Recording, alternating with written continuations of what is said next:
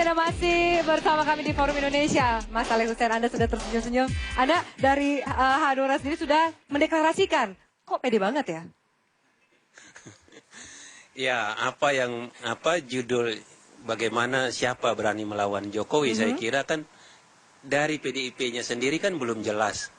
Apakah betul nanti Jokowi akan maju sebagai capres atau Ibu Mega. Nah, buat kami adalah tentu waktu masih terlalu panjang, masih ada 8 bulan. Kan kinerja daripada Pak Jokowi pun sendiri juga kan nanti kita lihat di dalam masa 8 bulan ini. Tapi buat kami adalah, yang paling utama adalah pemimpin yang akan memimpin Republik ini adalah pemimpin yang benar-benar bisa membawa perubahan kepada arah yang lebih baik. Nah, tentu kita kan udah mempunyai calon yang kita deklarasikan, yaitu Pak Wiranto dengan Pak Hate. Saya kira tentu kalau ditanya ya tentu pasti kita akan mampu untuk melawan itu. Oke, baik. Ada yang ingin berkomentar? Ya. Saya cuma mau kasih statement awal bahwa kita membahas Jokowi di sini itu bukan membahas sebuah nama. Menurut saya kita harus definisikan bahwa Jokowi di sini melampaui nama. Dia seorang pribadi yang kemudian besar karena figuritas, kepribadiannya yang khas. Dia humble, sederhana, kelihatan tulus, dan dia punya visi untuk rakyat. Maka Jokowi di sini menurut saya adalah sebuah kepemimpinan ideal, yang di mana kita harus bertuju. Nah, persis pertanyaannya kemudian adalah, kenapa Jokowi menjadi besar? Saya melihat ada arus anti-elitisme di bawah. Masyarakat sudah jenuh terhadap elit politik. Anti-elitisme itu menjadi tren. Sehingga begitu Jokowi muncul dari bawah, representasi dari wajah rakyat Indonesia, dia menjadi besar. Maka pertanyaannya sekarang adalah... Baik. Ya, Belas ini belum pernah nih Pak. Mas Jayadi, Anda setuju? Baik, nanti berikutnya. Oke, pertama soal konvensi Demokrat ya. Belum tentu menghasilkan lawan Jokowi kalau Jokowi maju. Bisa jadi menghasilkan pasangan Jokowi kan? Cawapresnya? Nggak tahu. Menarik. Belum tentu kan?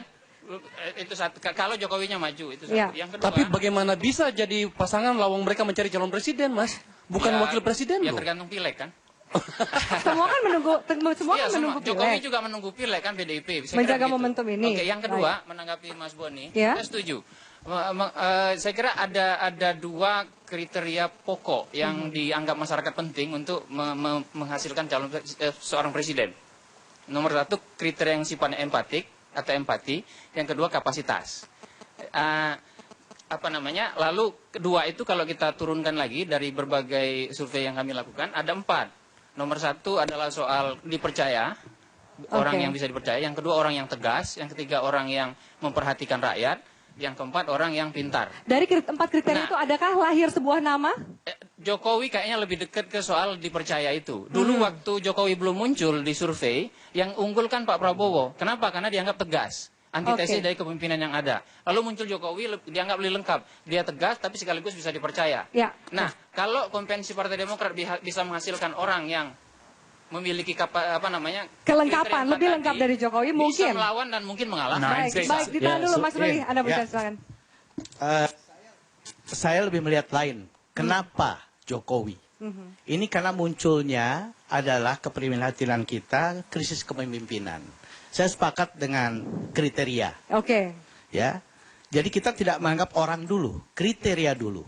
Kalau menurut saya, kriteria ini orang yang harus percaya akan kebenaran sejarah.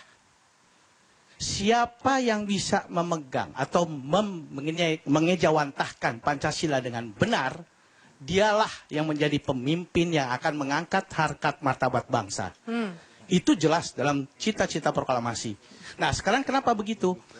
Pak Jokowi ini kan karena krisis seperti itu, yang kita sudah tidak punya lagi jati diri, bangsa ini sudah hilang. Rakyat merindukan orang yang diperhatikan. Karena selama ini rakyat hanya istilah saja untuk rakyat. Baik, Mas Ruli. Ibu Reni silakan sebelum saya ke begini.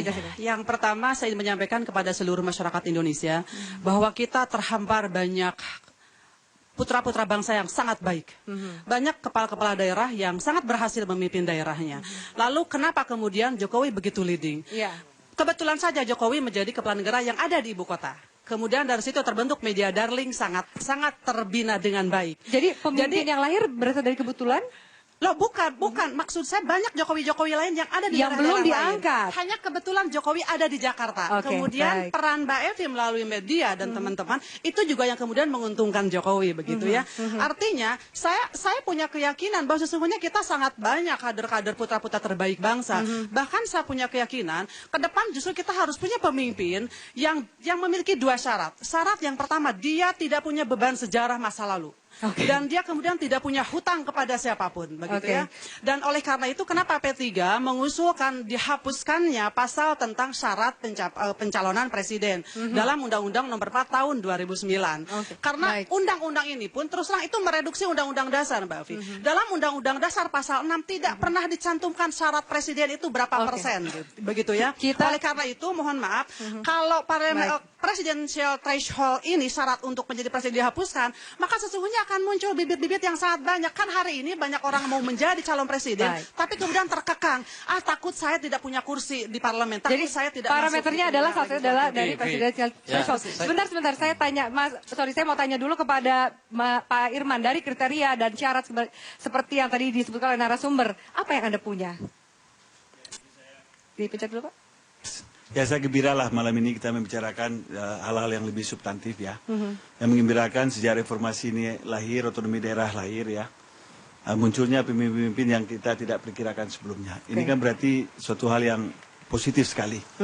Nah, tinggal sekarang bagaimana kita ya pada strata kepemimpinan itu ya, yang kita harus cari dulu apa sih tantangan bangsa katakan di 2014 ini. Ya. Nah, dari tantangan bangsa ini kriteria apa pemimpin yang harus kita cari? Menurut Anda Kemudian, tantangan bangsanya apa, Pak Irman? Ya, tantangan bangsa ke depan 2014 ini kan menghadapi bagaimana tantangan mengenai kesenjangan ekonomi yang ada sekarang ya. Kemudian masalah menghadapi globalisasi, ya banyak hal lah ya. Nah, jadi ini yang harus harus diperdiskusikan gitu, diperdebatkan. Jangan kita sekarang ya kayaknya nggak ada lagi yang lain gitu loh. Ya. Nah, saya yakin melalui konvensi yang dilakukan ya dari 11 daripada kami ini, nah masyarakat akan bisa menilai gitu ya. Nah, soal Jokowi juga kan juga seperti yang disampaikan tadi ya, dia sampai sekarang pun kan juga belum jadi. Kalau kami ini sudah pasti aja 1 dan 11 sudah ada kan. Iya. Nah, sehingga ini akan disosialisasikan pemikirannya. Harapannya partai-partai lain juga melakukan yang sama, sehingga rakyat yang memilih kemudian mereka yang menentukan. Bang Rio, silakan. Jadi gini, fenomena Jokowi ini banyak menunjukkan kepada kita bahwa yang pertama sebenarnya Indonesia tidak kekurangan stok untuk mencari calon presiden. Itu satu. Artinya untuk calon presiden yang akan datang tidak lu lagi. Jadi ada muka-muka baru yang sebenarnya punya potensi yang terpendam selama dan tidak diberikan ruang dan panggung untuk kemudian muncul menjadi calon presiden. Nah, kemudian yang kedua, itu tidak selesai misalnya kita dengan tema hanya mampu melawan Jokowi, tetapi bagaimana gaya Jokowi itu sebenarnya itu menjadi tren yang mesti diikuti oleh pejabat-pejabat di daerah dan pejabat-pejabat pusat. Bagaimana pejabat itu sebenarnya tidak hanya di belakang meja, tapi kemudian juga dengan melakukan belusukan, juga melihat langsung ke bawah. Saya kasih contoh misalnya malam kemarin. Kita bayangkan berapa orang polisi kita yang ditembak. Tapi adakah satupun pejabat di negeri ini kemudian menunjukkan prihatin dan mengambil sikap bahwa Jakarta seakan-akan tidak aman? Anda bisa bayangkan. Saya datang ke sana kemarin. Nggak, saya ada statement resmi dari negara ini. Anda bisa bayangkan seorang aparat hukum jadi tidak ada empati, ditembak di depan KPK, ya. Kemudian tidak ada satupun pejabat negara yang resmi menyatakan bahwa Jakarta aman, kami ambil alih itu tanggung jawab dan semua kita harapkan tenang. Baik. Tidak ada. Baik. Nah, ini menunjukkan bahwa kita sudah tidak peduli hal yang begitu, sibuk dengan kemudian mohon maaf sibuk dengan misalnya konvensi. Saya baca Quran hari ini yang dipanggil oleh Presiden adalah soal konvensi. Kenapa tidak misalnya soal Kapolri dipanggil untuk minta penjelasan soal polisi yang bunuh? Baik, Bang Rio. Hal seperti itu yang harusnya menjadi tren. Sebentar, baik. Bang Nasir, Anda silakan. Iya, jadi kalau kita melihat memang, kita sependapat bahwa sebenarnya di daerah-daerah juga banyak kepala daerah yang buat terobosan, inovasi dalam pemerintahannya, dalam birokrasinya. Bahkan beberapa waktu lalu misalnya sebuah majalah nasional itu melaporkan, menampilkan ya kepala-kepala daerah, profil-profil kepala daerah yang membuat terobosan-terobosan. Cuman sayang mereka tidak diliput oleh media. Nah, karenanya ketika kemudian fenomena Jokowi itu muncul, ya tentu kita tidak bisa salahkan juga karena di era sekarang yang namanya media itu kan bahagian dari pilar demokrasi, ya, mewarnai demokrasi dan kemudian juga bisa membentuk opini masyarakat. Nah, karenanya ketika misalnya siapa melawan Jokowi, saya pikir hampir semua bisa melawan Jokowi. Dan pertanyaannya belum tentu juga Jokowi nanti bisa menjadi capres. Saya dong, belum saya tentu. mau timpalin dong. Ini kan acara gini loh, Sebentar, ini ya. Bang Akbar dulu, kemudian Boni, silakan. Diakui atau tidak, masyarakat itu sudah memilih loh sekarang. Hasil survei ini mengatakan bahwa mereka mau orang seperti Jokowi. Nah, karena melihat judul yang sekarang ini ada, menurut saya sebenarnya yang perlu kita tawarkan adalah, dan perlu kita lakukan, terlepas saya masih mau memperdebatkan apa yang dikatakan Mas Arya Bima tadi, bahwa apa yang dilakukan Jokowi itu adalah ideologi dan segala macam. Menurutku, ya enggak juga sih.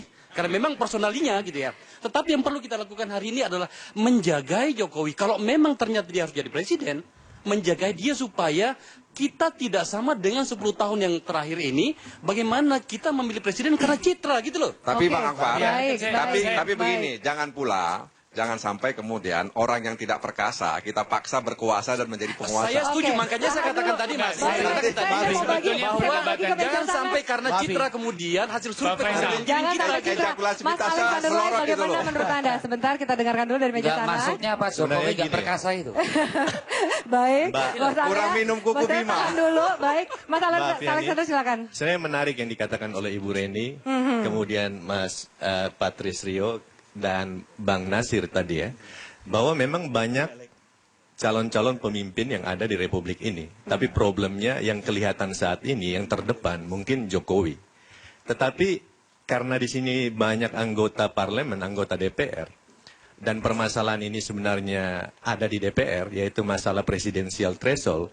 Jadi sebenarnya bola ada di tangan DPR untuk menentukan apakah Indonesia memang ingin membuka diri pada calon-calon pemimpin alternatif yang lain, membuka sistemnya sehingga pasangan calon presiden itu tidak seperti sekarang yang maksimum itu hanya akan ada 3 pasang.